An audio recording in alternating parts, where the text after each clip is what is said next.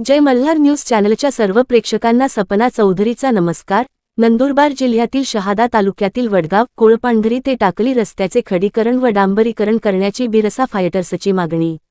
नंदुरबार जिल्ह्यातील शहादा तालुक्यातील वडगाव कोळपांढरी ते टाकली 3 किलोमीटर रस्त्याचे तात्काळ खडीकरण व डांबरीकरण करा, अशी मागणी बिरसा फायटर्स नंदुरबार संघटनेकडून कार्यकारी अभियंता सार्वजनिक बांधकाम विभाग शहादा यांच्याकडे एका निवेदनाद्वारे करण्यात आली आहे। शहादा तालुक्यातील वडगाव कोळपांढरी ते टाकली हा 3 किलोमीटरचा रस्ता महाराष्ट्र व मध्य प्रदेश अशा 2 राज्यांतील लोकांना जोडणारा मार्ग आहे। हा रस्ता सरकारकडून मंजूर करण्यात आला असून अद्यापही या रस्त्याचे खडीकरण व डांबरीकरण करण्यात आले नाही, त्यामुळे या रस्त्याची अत्यंत दयनीय अवस्था झाली आहे।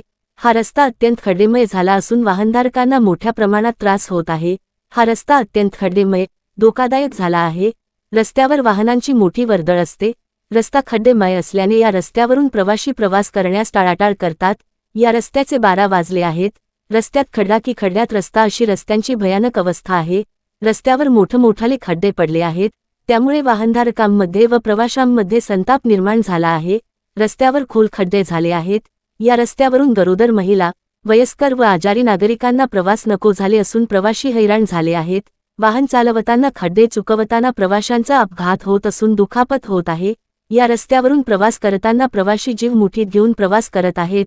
या रस्त्यावरून प्रवास करताना कोणत्याही क्षणी अपघात होऊ शकतात, म्हणून कोळपांढरी ते टाकली 3 किलोमीटर रस्ता तात्काळ खडीकरण व डांबरीकरण करण्यात यावा, अन्यथा बिरसा फायटर्स संघटनेकडून तीव्र आंदोलन छेडण्यात येईल, असा आंदोलनाचा इशारा बिरसा फायटर्स संघटनेकडून देण्यात आला आहे। शहादा प्रतिनिधीसह सपना चौधरी, जय मल्हार न्यूज नंदुरबार।